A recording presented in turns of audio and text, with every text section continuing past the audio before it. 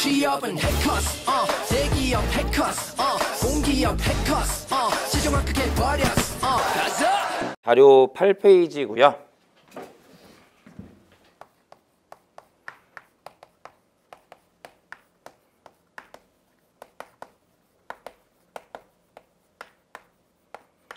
페이올의 관리 과정론에 대해서부터 보시면 되는 상황이고요. 이 페이올의 관리 과정론 관점에서는 모두 3가지 정도만 확인하시면 될 듯해요. 그리고 이제 그 3가지 중에 첫 번째가 바로 뭐냐면 이 페이올이라는 사람은 어떤 얘기를 했냐면 기업은 경영활동을 수행하게 될 거고 그 기업의 경영활동을 모두 6가지로 이야기하고 있어요. 그리고 그 6가지 중에 첫 번째가 기술활동, 그 다음에 상업활동, 재무활동, 보호활동, 회계활동, 관리활동이라는 6가지가 되는 거고 간단하게 개념 좀 잡아드리면 먼저 기술활동은 현대적 관점에서 이야기하면 생산, 운영관리 쪽이라고 보시면 되고요. 상업활동은 마케팅, 재무활동은 재무관리, 보호활동은 인적 자원관리, 회계활동은 회계학이라고 보시면 되고요. 마지막 관리활동이라는 건데 이 관리활동에 대해서는 제가 지난 시간에 개념적으로 이야기한 적이 있죠. 기업의 활동은 직접적인 활동과 간접적인 활동으로 나누어질 때 그 간접적인 활동을 우리는 관리활동 또는 관리과정 또는 경영관리라고 합니다라고 말씀을 드렸었어요. 그런데 이 관리활동을 가장 먼저 이야기한 사람이 페이올이에요. 그러다 보니까 뭐에 대한 얘기를 두 번째로 끌고 가게 되냐면 페이올이 이야기하고 있는 관리활동에는 어떠한 것들이 있는지에 대해서 정리를 하시는 거고 페이올의 주장에 따르면 관리활동은 모두 5가지고 이 5가지가 순서대로 실시되어야 한다라고 이야기를 하고 있어요. 그러면 어떠한 순서를 가지고 있냐라는 건데 제일 첫 번째 계획을 세워야 된다라는 겁니다. 물론 경영학에서 이야기하는 계획에서의 가장 핵심적인 단계는 목적을 정하는 겁니다. 목표를 정하는 거예요. 그러면 어쨌든 목표가 정해지게 되는 거고요. 그 목표가 정해지고 나면 그 다음에 그 목적을 달성하기 위해서 기업은 뭘 가지고 있을까요? 자원을 가지고 있을 거예요. 그러면 그 자원을 배분하는 과정을 가져가게 되는 거고 그걸 우리는 조직화라고 이야기하는 거죠. 그러면 목적이 정해졌고 기업의 가지고 있는 자원을 배분했다면 이제 그걸 활용하면 실행하면 되는 거고 그 단계를 우리는 지휘라고 이야기를 하게 되고요. 그러면 계획대로 실행을 했는데 우리는 경험적으로요. 계획과 실행 사이의 관계에서 너무나 잘 알고 있는 사실 한 가지가 있으시죠? 계획과 실행은 일치할까요? 일치하지 않을까요? 일치하지 않는다는 사실을 너무나 잘 알고 있잖아요. 기업도 마찬가지입니다. 그러니까 그 두 개가 일치하지 않는다는 사실을 발견을 해 주어야 하는 거예요. 근데 발견하고 그걸로 끝내버리면 안 되는 거고요. 당연히 그 발견이 됐다면 그걸 좁히기 위한 노력을 해 주어야 하는 거죠. 그리고 그걸 우리는 통제라고 이야기를 하게 돼요. 그래서 페이올의 주장에 따르면 관리 활동은 계획화, 조직화, 지휘, 조정, 통제의 순서를 가지고 이루어진다라는 거고요. 그냥 그 일반적 경영하는 사람들 이거 그냥 입에다가 개조지조통 그러고 다니거든요. 그러니까 계획화, 조직화, 지휘, 조정, 통제 앞자를 따서 그냥 개조지, 조통이라고 하고 다니는 거라서 그냥 그렇게 정리를 해 놓으시면 되는 거고 이게 페이올이 이야기하고 있는 관리 활동에 대한 기본적인 내용들이라고 보시면 되세요. 근데 여기다가 그 어떤 얘기를 좀 얹어서 가게 되냐면 이 5가지를 처음 먼저 얘기한 상태에서 현대로 넘어오면서 이 5가지의 과정이 간소화가 돼요.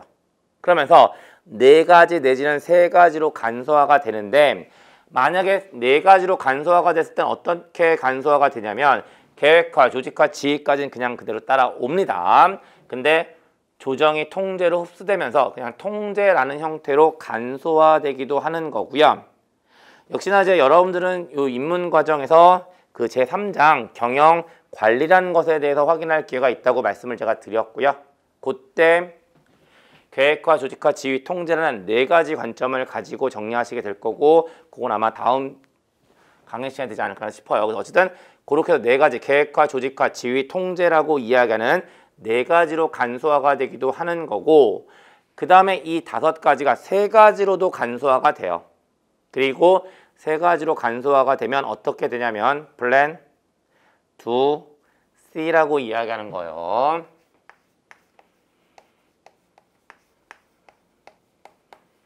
이 플랜 2C로도 간소화가 되는 거고, 요게 바로 관리활동의 현대적인 의미라고 보시면 되세요. 어쨌든 페이올은 계획화, 조직화, 지휘, 조정, 통제로 이야기하고 있다는 거고, 그렇게 정리하시면 되고요.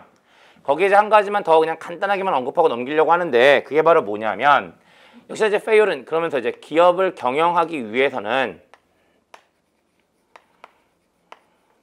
지켜져야 하는 원칙이 있다라고 이야기를 하고 있어요. 그리고 그 원칙을 모두 몇 가지로 제시하고 있냐면 14가지로 제시를 하고 있다는 거고요. 이 14가지 원칙이 어떠한 것들이 있는지는 자료에 쭉 열거되어 있으니까 그냥 한번 확인만 하고 넘기시면 되는 내용이 돼요. 그리고 그렇게 말씀드리면 페이올의 관리 과정론과 관련된 이야기들 다시 한번 다 훑어보신 거고요. 이제 고전적 접근법의 맨 마지막에 뭐가 들어가 있냐면 베버의 관료제에 대한 이야기 들어가 있고, 역시나 간단하게 개념 위주로 좀 정리를 하시면 되시는데요. 이 베버의 관료제는 어떠한 내용을 가지고 있냐면, 역시나 지금 고전적 접근법 안에 들어가 있으니까 사람을 X로 가정하고 있는 거예요. 근데 X로 가정한 상태에서 뭘 만들고 싶었던 사람이 막스 베버냐면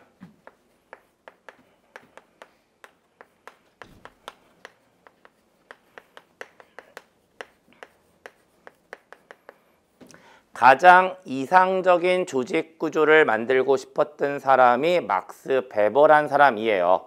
그리고 그걸 뭐라고 이름 붙여놓고 있냐면 관료제 또는 관료주의라고도 이야기를 하는 거죠. 그러면 그게 관료제라고 했을 때 가장 핵심이 되는 내용은 어디에 가 있는 거냐면 가장 이상적인이라는 것에 가 있는 거고, 이 가장 이상적인이라는 관점에서 막스 베버는 4가지의 개념을 강조하고 있어요. 그리고 그 4가지가 바로 뭐냐면 명령,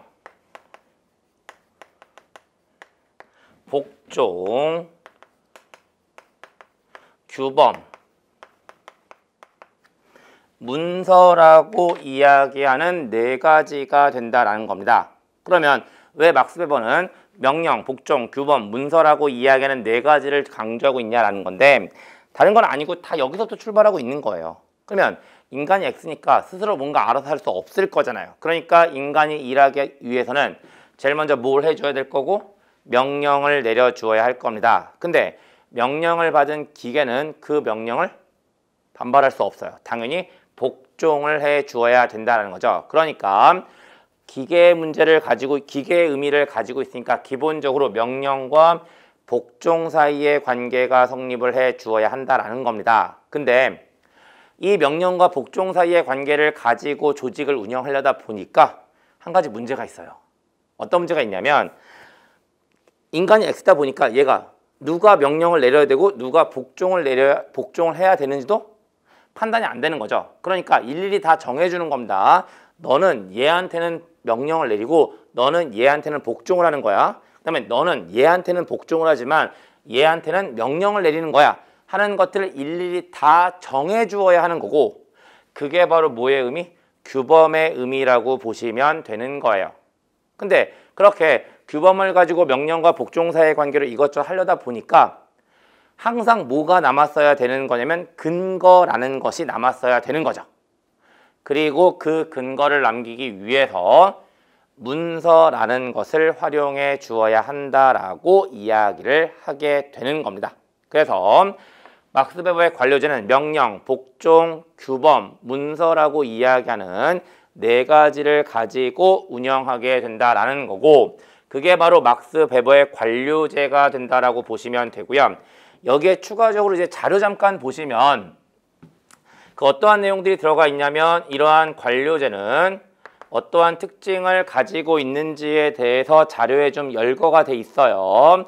그리고 확인 좀 해드리면, 먼저 뭐 사실 여기서부터 연결되어 있는 거긴 한데,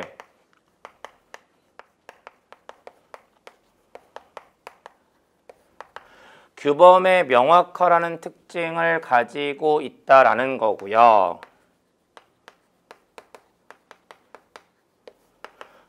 노동의 분화라고 하는 특징을 가지고 있죠.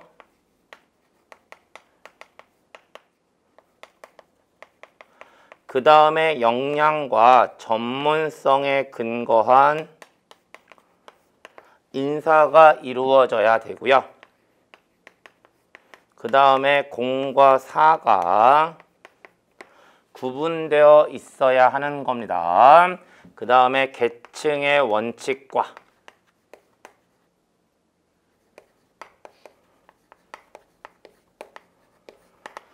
문서와 같은 것들이 관료제의 특징으로서 언급되어 있는 거고, 역시나 뭐 앞에서 이야기한 X관점의 관점으로 정리하시면 크게 복잡한 내용은 아니라고 보여져요.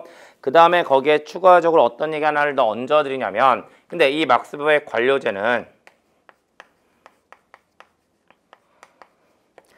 당연히 장점과 단점을 가지고 있다라고 보시면 되거든요. 근데 그 일반적으로 시험 목적상으로 경영학을 접근했을 때 요 장점과 단점, 그러니까 여기 이 관료제에 대한 장점과 단점만을 이야기하는 게 아니고요.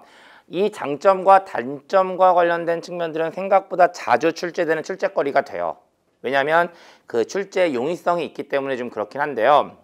이제 그랬을 때 이제 어쨌든 시험 준비하시는 분들은 장점과 단점들을 좀 정리를 하셔야 되겠죠. 근데 역시 이제 그 저희들이 이제 교재를 쓰거나 자료를 드릴 때는 어쩔 수 없이 장점과 단점에 대해서 장점엔 이런 것들이 있고 단점에는 이런 것들이 있다라는 형태로 리스트를 잡아 드리거든요. 근데 그러다 보니까 이제 준비하시는 분들 입장에서도 그 리스트를 그냥 무조건 외워서 가시는 형태들이 생각보다 많으시더라고요. 절대로 안 되세요. 왜냐하면 저희가 리스트를 잡아드릴 때는 모든 리스트를 다 잡아드릴 수는 없거든요. 그냥 예시적으로 몇 가지만 잡아드리게 되는데 꼭 그 리스트 범위 안에서만 출제가 된다라는 보장은 못하는 거예요. 그러면 당연히 여러분들 입장에서는 어떻게 정리하시는 게 분명한 의미를 가지고 있냐면, 어떤 이유 때문에 장점을 가지고 어떤 이유 때문에 단점을 가지는지에 대한 이해가 돼 있어야 돼요. 그러니까 어떤 기준을 좀 세워서 정리하시고, 그 정리하에서 그 자료나 이제 교재 같은 것들을 보실 때 들어가 있는 장단점에 대한 리스트들은 확인 목적으로 가셔야 되는 거지, 그 리스트를 그냥 외워서 갈 수는 없는 겁니다.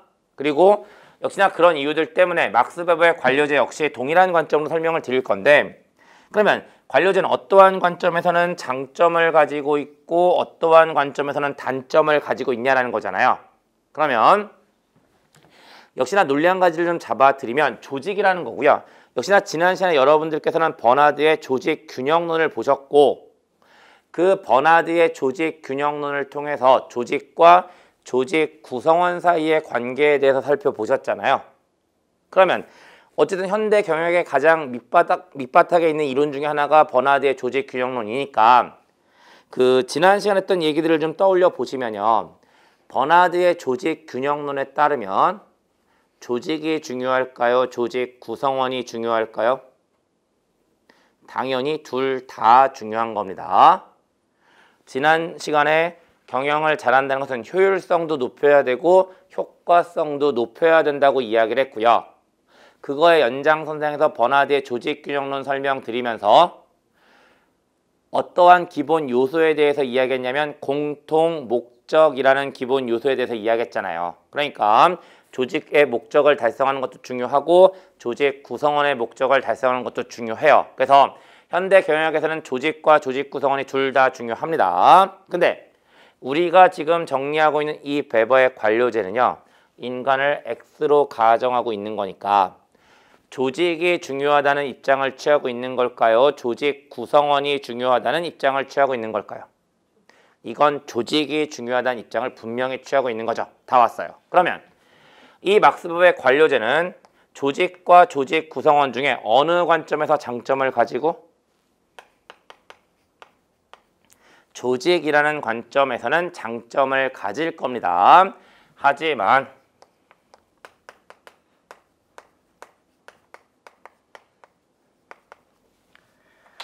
조직 구성원의 관점에서는 단점을 가진다라고 보시면 되는 거죠. 그리고 그렇게 말씀드리면 베버의 관료제 자체와 관련된 이야기들은 다 드렸어요. 근데 역시나 인문 강의라서 그 용어 때문에 한 가지만 더 말씀을 드리겠습니다. 지금 베버의 관료제는 X관점에 근거한 조직 구조라고 말씀을 드린 거잖아요. 그러면 베버의 관료제에 국한된 문제가 아니고요.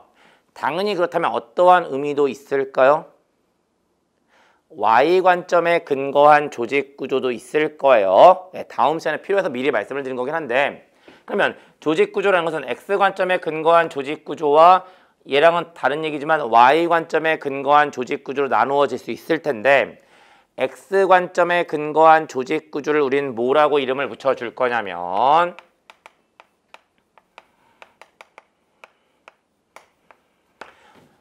기계적 조직이라고 이름을 붙여줄 거고요. Y관점에 근거한 조직을 통칭해서 유기적 조직이라고 이름을 붙여주게 될 거예요. 그래서 조직은 큰 틀상으로 기계적 조직과 유기적 조직이라는 두 가지로 나누어질 수 있다는 사실도 같이 말씀을 드리고, 여기까지 말씀드리면 고전적 접근법과 관련된 이야기들 전부 다 정리해서 말씀을 드린 거고요. 그 다음에 두 번째,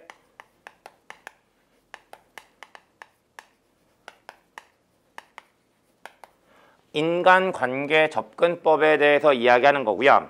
아까 전체적인 흐름 잡아들 때 뭐를 인간관계 접근법이라고 말씀을 드렸냐면 X에서 Y로 넘어가는 과도기에 해당한다라고 말씀을 드렸잖아요. 근데 이 인간관계 접근법에 해당하는 이론들은 생각보다 여러 가지가 있어요. 근데 걔네들을 다 정리할 수 없는 거니까 딱 한 가지만 지금 자료상으로 드리고 있습니다. 그리고 그게 바로 뭐냐면 호손 연구라고 이야기하는 거고, 이 호손 연구에 대해서 정리를 좀 하시면 되는 거고, 이제 호손 연구에 대해서 이래저래 얘기를 좀 드릴 건데, 일단 구체적인 얘기하기 전에 좀 주변적인 얘기부터 좀 드리게 되는데, 어떤 얘기냐면 일단 호손 연구를 수행했던 사람이 어떤 사람들이냐면 엘튼 메이어라는 사람과 레슬리 버거라는 사람이 있다라는 거 일단 하나 그냥 던져드리는 거고요. 그 다음에 많은 분들이 좀 오해하고 계시는 부분들이 있어서 잠깐 말씀을 드리는데, 지금 호손 연구를 인간관계 접근법이라는 것에 대해서 얘기하다 보니까 그 어떤 오해들을 종종 하시냐면, 이 호손 연구 앞에서 설명드렸던 고전적 접근법을 비판하기 위한 목적으로 설계된 연구구나 라는 오해들을 많이 하시더라고요. 오해세요. 호손 연구는 왜 설계가 된 거냐면 앞에서 정리하셨던 고전적 접근법을 옹호할 목적으로 설계된 연구입니다. 근데 어떤 일이 벌어진 거냐면요. 연구를 하다 보니까 결과가 좀 이상하게 간 거예요.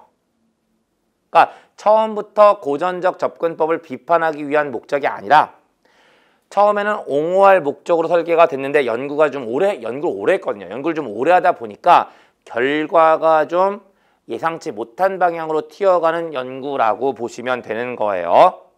그럼 이제 도대체 이 호손 연구는 어떠한 정체를 가지고 있냐라는 건데,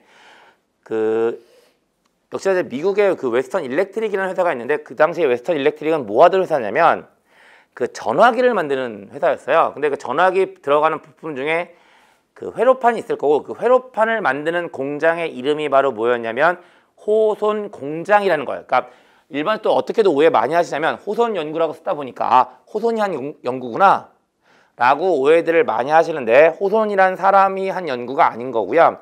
호손 공장에서 실시가 됐기 때문에 호손 연구라고 이야기하는 거예요. 그리고 다시 한번 말씀드리지만 호손 공장이라는 것은 회로판을 만드는 공장이었어요. 그리고 그 공장에서 고전적 접근법을 옹호할 목적으로 연구가 실시되는데 그 연구가 모두 4차례가 이루어져요. 그러면 이제 주변적인 얘기 외적으로 이제 시험에서 가장 많이 언급되는 내용들은 뭐냐면 이 호돈 연구의 4차례 연구가 어떠한 순서대로 이루어지고 각 연구별로 어떠한 의미를 가지고 있는지에 대해서 정리를 하는 문제가 제일 많이 물어봐지기 때문에 그 내용들을 중심으로 끌고 갈 거고요. 그랬을 때 제일 첫 번째 어떠한 연구가 이루어지냐면 조명실험이라는 것이 이루어져요. 그 다음에 두 번째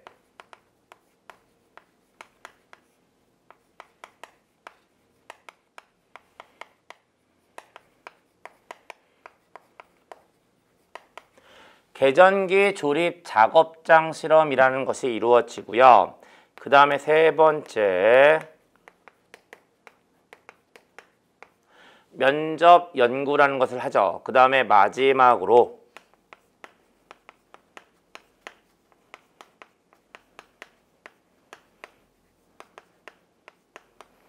배전기 전선 작업장 실험이라는 것이 이루어지거든요.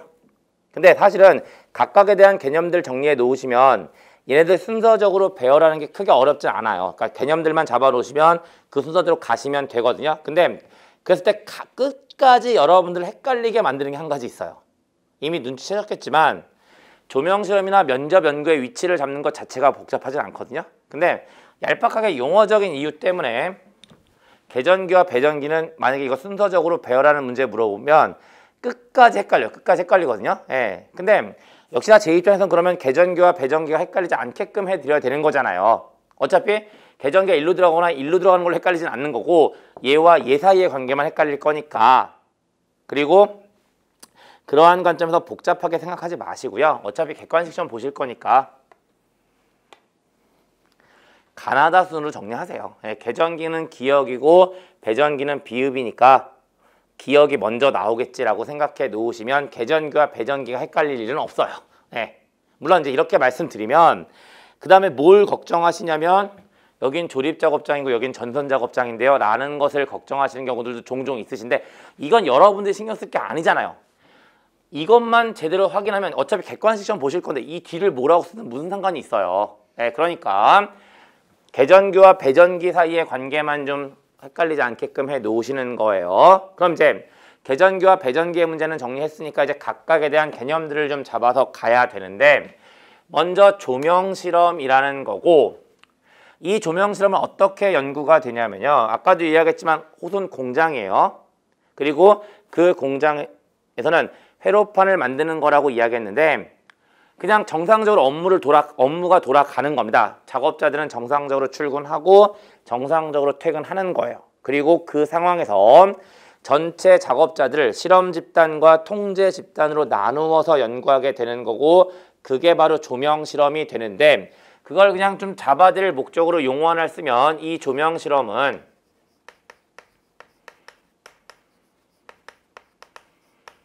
작업장 환경에서 연구가 이루어졌다라고 보시면 되는 거겠죠. 그러면 왜 조명 실험이라고 이야기하냐면요.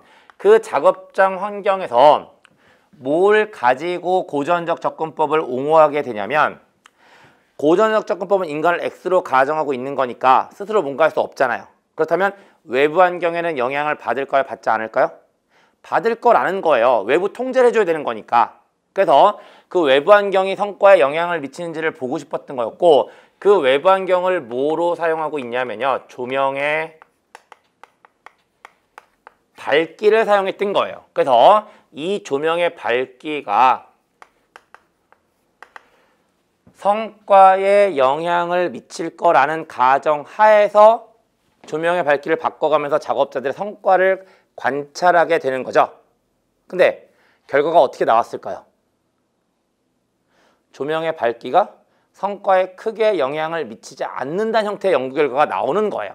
조금만 더 부연 설명을 드리면 이 조명 실험의 결과를 보게 되면 어떠한 그래프가 나타나냐면요. 시간과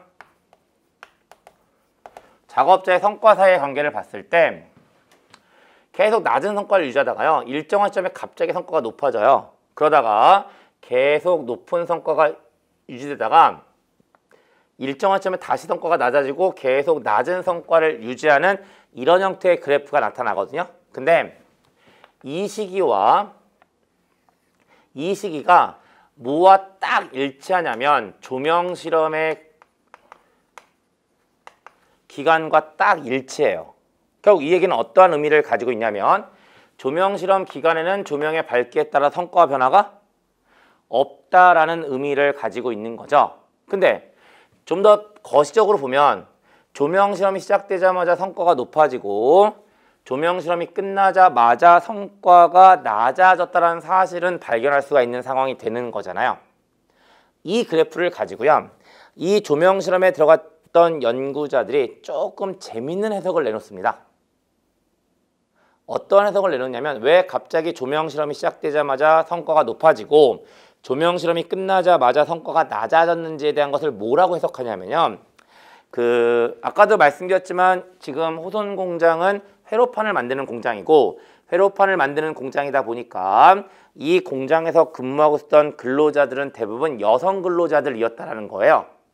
근데 조명 실험 연구를 하기 위해서요. 어떤 일이 벌어졌냐면 미국의 대도시에서 근무하고 있었던 호남형의 남성 연구원들이 연구에 투입이 됐다는 거예요.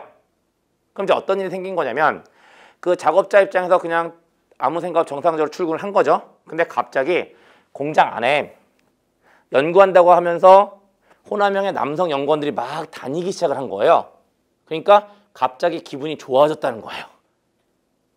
그래서 일률적으로 열심히 일을 하기 시작을 했다는 겁니다.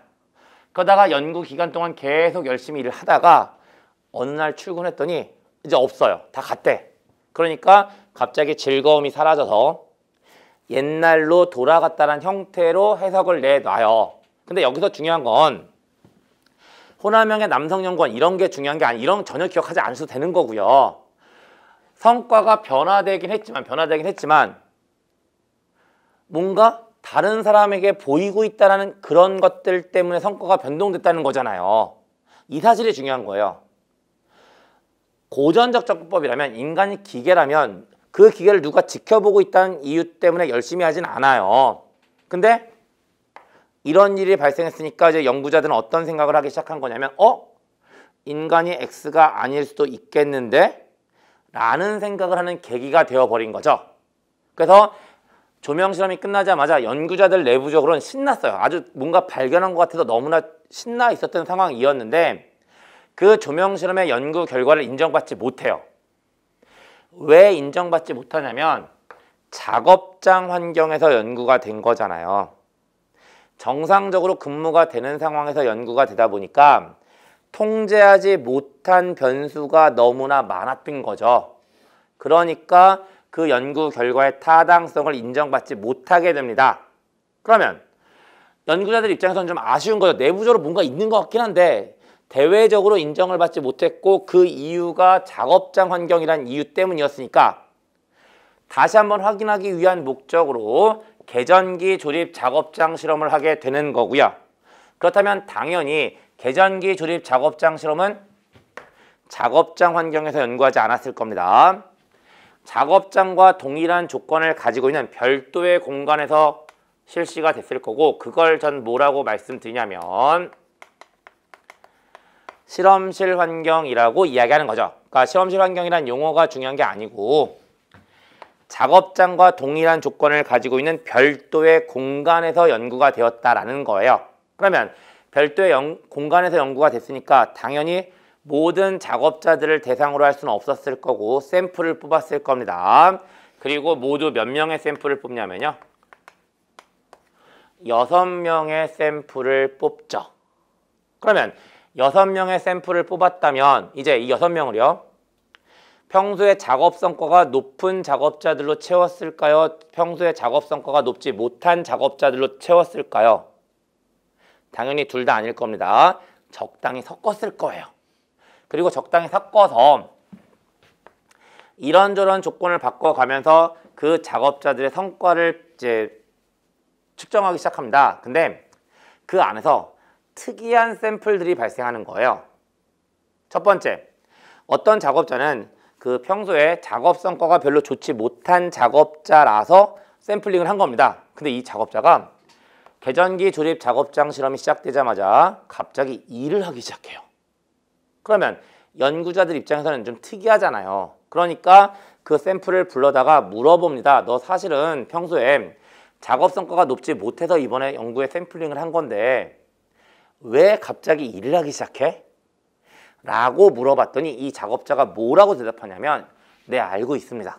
근데 뽑혀왔고요. 뽑혀와서까지 평소처럼 일을 하지 않으면 제가 얼굴 팔리잖아요.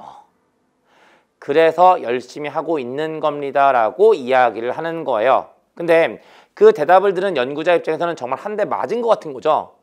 아직까지 인간이 X라는 사실을 떨쳐버리지 못하고 있는 상황이었는데 이 작업자가 우리가 지켜보고 있다는 이유 때문에 성과를 높이고 있는 거잖아요. 결국 성과를 높일 때 뭐가 영향을 주게 되냐면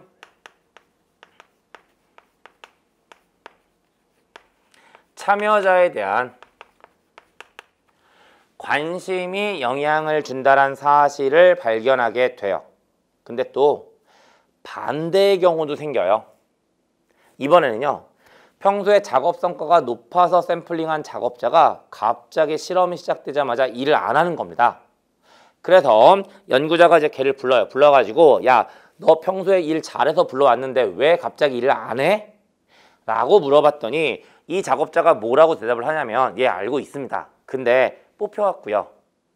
뽑혀와서까지 제가 열심히 일을 하면 상대적으로 다른 사람들이 일을 못하는 것처럼 보여서 뽑혀왔음에도 불구하고 그 사람들이 불이익을 당하면 어떡합니까? 다시 이야기해서 뽑혀온 다른 사람들의 눈치를 보면서 의도적으로 성과를 낮추고 있습니다 라고 이야기를 하고 있는 거잖아요. 근데 그 대답 앤드 더 충격적인 사실은 뭐였냐면 이 작업자가 성과를 낮췄음에도 불구하고요. 전체 6명의 성과의 합은 증가했다는 거예요. 그러니까 연구자들 입장에서는 역시나 이것 역시 분명한 의미를 가지게 되는 거죠. 결국 성과에 뭐가 영향을 미치기 시작하냐면 그 개인이 속한 집단의 분위기가 영향을 미친다는 사실에 대해서도 발견을 하게 되는 거죠. 그래서 이 계전기 조립 작업장 실험이 호손 연구에서 가장 핵심적인 실험이 되는데 참여자에 대한 관심이나 집단 분위기가 성과에 영향을 미친다는 사실을 발견하게 되면서 이제 연구자들은 환호성을 지르는 거죠. 아, 정말 인간이 X가 아닐 수도 있겠구나 라고 환호성을 지르게 되는데 그러나 생각해보니까 한 가지 찝찝한 겁니다. 뭐 한 가지가 찝찝하냐면 작업장 환경에 대한 문제점 때문에 실험실 환경으로 바꾸어서 연구를 했어요. 근데 샘플을 모두 6명을 뽑았다라고 말씀을 드렸잖아요. 이 샘플의 수가 너무 적었던 거예요. 그래서 어쨌든 내용적으로 확인했으니까 이제 연구자들은 그걸 좀 더 확인하기 위해서 모든 작업자들에 대해서 면접을 실시를 해요. 그리고 그 면접 연구를 통해서 계전기 조립 작업장 실험의 연구 결과가 틀리지 않았다는 사실을 확인받아요. 그리고 거기에 추가적으로 배전기 전선 작업장 실험을 통해서 작업자들을 관찰 연구하게 되고요. 그 관찰 연구를 통해서 조직 안에는 공식적인 집단뿐만 아니라 비공식 집단이 존재한다는 사실에 대해서도 확인을 하게 되죠. 그리고 이게 바로 4차례에 걸치는 호손 연구의 절차가 됩니다. 다시 한번 말씀드리면 제일 첫 번째 조명 실험, 두 번째 계전기 조립 작업장 실험, 세 번째 면접 연구, 마지막으로 배전기 전선 작업장 실험의 순서를 가지고 있다는 거고 이게 바로 호손 연구가 되고요. 이 호손 연구의 결과로 어떤 일이 발생하냐면요. 그 경영학계 학파 하나가 생기죠. 그리고 그 학파가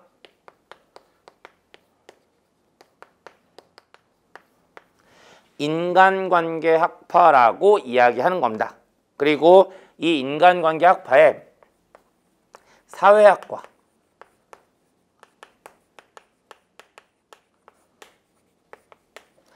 심리학이 달라붙습니다. 그리고 그 결과로 경영학의 한 분야가 만들어지고요.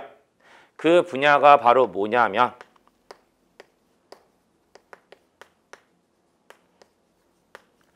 조직행동론이라는 분야가 되는 거예요. 그래서 이 호돈 연구를 계기로 해서 인간관계학파가 형성되고 그 결과로 조직행동론이라는 분야가 생겨났다라고 보시면 되는 거고, 그렇게 말씀을 드리면 인간관계 접근법에 대한 이야기까지 전부 다 드렸고요. 그럼 이제 마지막으로 한 가지가 더 들어가 있는 거죠. 이제 X에서부터 X에서 Y로 가는 과도기까지 말씀을 드렸으니까 이제 Y와 관련된 이야기를 드리면 되고, 그게 바로 시스템 이론이라는 것이 된다라고 보시면 되는 거예요. 그러면 이 시스템 이론 쪽은 어떤 형태로 끌고 갈 거냐면 이 칠판에 딱 한 줄 쓸 겁니다. 그 한 줄 쓰고 그 한 줄 물어 뜯어서 이런저런 얘기들을 언급해 갈 텐데, 그 전에 그 한 가지 그냥 경험적인 얘기를 좀 드리면, 그 여러분들 일상생활 하시면서 그런 얘기를 좀 들어본 적이 있지 않을까 싶은데요. 어떤 얘기냐면 어떤 대상을 바라볼 때 나무를 볼 것인지 숲을 볼 것인지에 대한 이야기를 들어보신 적이 있으시잖아요. 근데 그 나무를 볼 것이냐 숲을 볼 것이냐라는 얘기는 지극히 비유적인 표현이 되고요.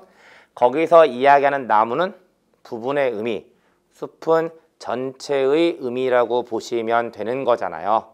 그랬을 때 우리가 정리해야 되는 이 시스템 이론이라는 것은요, 나무를 보는 문제와 숲을 보는 문제에서 숲을 보라고 이야기하는 거예요. 다시 말씀드려서 부분을 보는 문제와 전체를 보는 문제에서 전체를 보라고 이야기하는 겁니다. 즉 시스템 이론이라는 것은 전체 최적화의 관점에서 접근하려는 사고방식을 의미한다라는 거예요. 물론 여기서 끝나진 않을 거고 뒤에 좀 쓸 겁니다. 그러면 이 전체 체커를 좀 풀어서 쓸 건데, 일단 직관적인 얘기부터 하면 이 전체 최적화라는 것은 어떻게 쓸 수 있을까요? 당연히 전체는 뭐로 구성되어 있을까요? 부분으로 구성되어 있겠죠. 그렇다면 전체 최적화라는 것은 전체를 구성하는 부분의 최적화 값을 누적시켜 놓은 거라고 쓸 수 있을 겁니다. 근데 만약에 이게 전부 다라면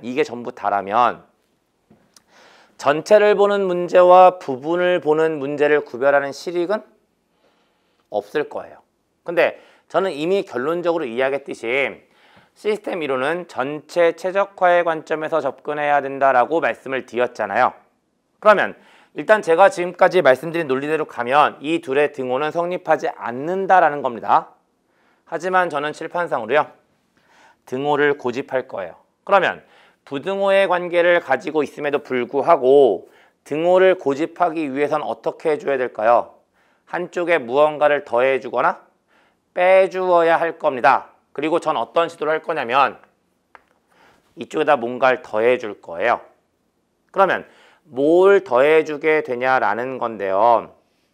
역시나 이제 그 부분을 보는 문제와 전체를 보는 문제, 나무를 보는 문제와 숲을 보는 문제를 이야기할 때 두 가지를 구분할 때는 당연한 이유가 있는 거고, 그 이유는 다른 게 아니라 나무나 부분을 보면 보지 못하지만 숲이나 전체를 보면 볼 수 있는 게 있기 때문에 그런 거예요. 조금 시각적으로 잡아드리면 어떤 전체가 있고요. 그 전체는 다수의 부분들로 구성되어 있을 거잖아요. 그랬을 때 얘네들을 보면 보지 못하지만 여기서 보면 볼 수 있는 건 어떠한 것들이 있을까요? 얘와 얘 사이의 상호작용을 볼 수가 있을 거예요. 그 다음에 전체니까 전체 밖에서 전체 쪽으로 영향을 미치는 요소들도 볼 수가 있겠죠. 결국 부분이 아니라 전체를 보게 되면 뭘 볼 수 있냐면 여러 가지 상호작용 또는 환경이라는 것을 볼 수 있기 때문에 부분이 아니라 전체를 보라고 이야기하는 거고, 그게 바로 시스템 이론이라고 보시면 되는 거예요. 그리고 그러다 보니까 시스템 이론에서 가장 중요한 개념은 뭐가 되냐면 얘가 되는 거예요. 근데 지금 이 구조요. 여러분들 처음 보고 계시는 구조가 아니세요. 이미 저 어디서 이 구조를 잡아드렸냐면 역시나 지난 시간에 경영의 구성 요소와 원리라는 제목을 가지고요. 칠판에다가 4꼭지로 잡아드렸잖아요. 구성 요소, 경영 환경, 원리, 조직 균형론 하는 형태로 잡아드렸잖아요. 그랬을 때 경영의 구성 요소에다가 뭐가 영향을 줄 겁니다? 경영 환경이라는 것이 영향을 줄 겁니다. 그리고 그 경영 환경은 기업의 경계에 따라서 내부 환경과 외부 환경, 시장 또는 산업의 경계에 따라서 미시적 환경과 거시적 환경으로 나누어질 수 있다는 사실에 대해서도 정리를 하셨단 말이죠. 딱 그 구조예요. 그 구조입니다. 그러면 그 이유 때문에 시스템은 모두 4가지의 구성 요소를 가지고 있어요. 그리고 그 4가지가 인풋, 프로세스, 아웃풋에다가 피드백이 추가되어 있는 형태다라고 보시면 되는 거고요. 그럼 이제 여기다 어떤 얘기를 얹어서 가냐면 시스템에서 가장 중요한 건 얘니까 얘를 물어 뜯어서 몇 가지 이야기를 정리를 하는 겁니다. 그랬을 때 먼저 시스템은요. 외부 환경과의 상호작용을 다루고 있을 거고 당연히 시스템은 외부 환경과 원활한 상호작용을 할 수도 있고 원활하게 상호작용을 하지 못하는 경우도 있을 겁니다. 그래서 시스템은 외부 환경과 원활한 상호작용을 하는 개방 시스템과 원활한 상호작용을 하지 못하는 폐쇄 시스템이라고 하는 2가지로 나누어진다라고 이야기를 하는 거예요. 물론 개방 시스템과 폐쇄 시스템 중에 어느 쪽이 압도적으로 많을까요? 개방 시스템이 압도적으로 많을 겁니다.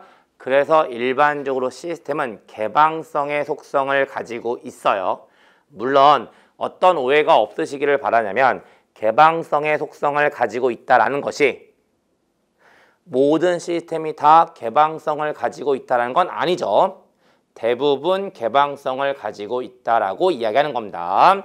그래서 시스템은 개방 시스템과 폐쇄 시스템이라고 하는 2가지로 나누어지게 되는데 이 개념과 뭐를 좀 결합시켜서 가게 되냐면 시스템은 시스템 나름대로의 경계라는 것을 가지고 있을 거라는 거죠.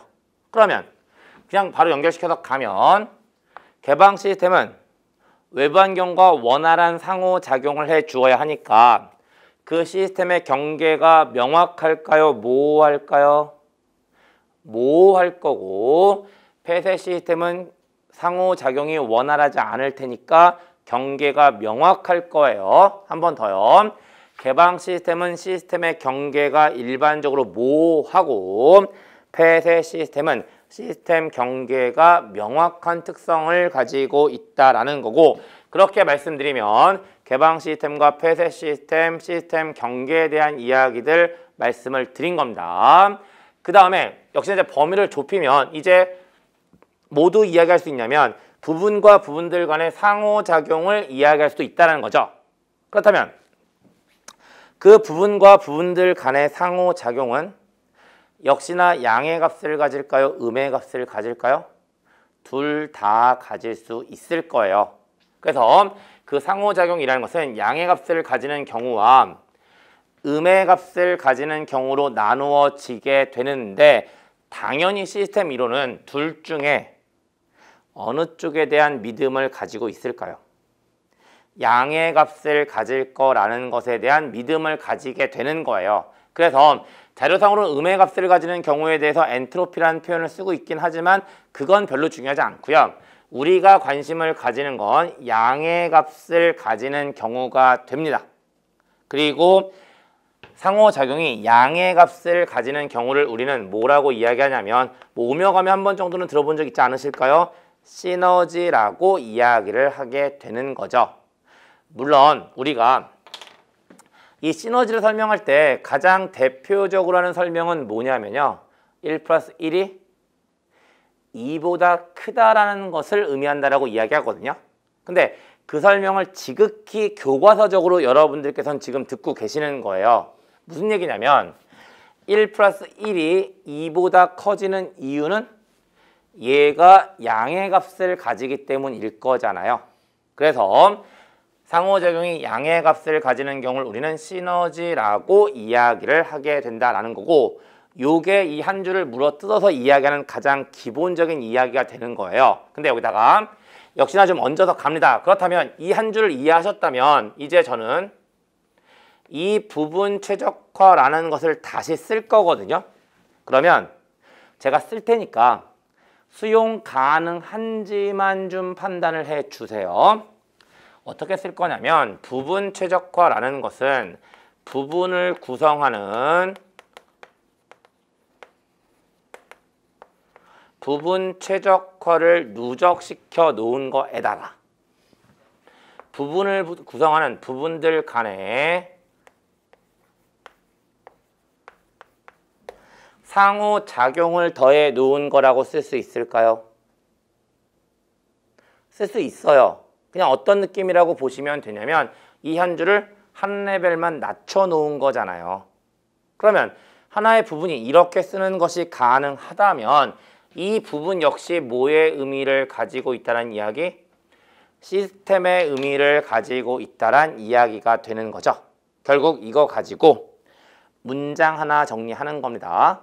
결국 하나의 전체 시스템은 다수의 하위 시스템으로 구성되어 있다라는 문장 하나를 잡아 드리는 거고, 그렇게 말씀드리면 제가 드린 자료 중에 딱 한 가지 빼고 다 이야기했어요.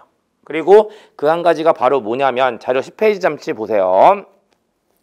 10페이지 보시면 그 아래쪽에 양가로 2번에 시스템의 구성 요소 및 속성에 대한 이야기가 제목으로 들어가 있고, 그 안에 가서 보시면 시스템의 구성 요소는 아까 말씀드린 것처럼 인풋, 프로세스, 아웃풋에 피드백이 추가되어 있는 형태라고 보시면 되는 거잖아요.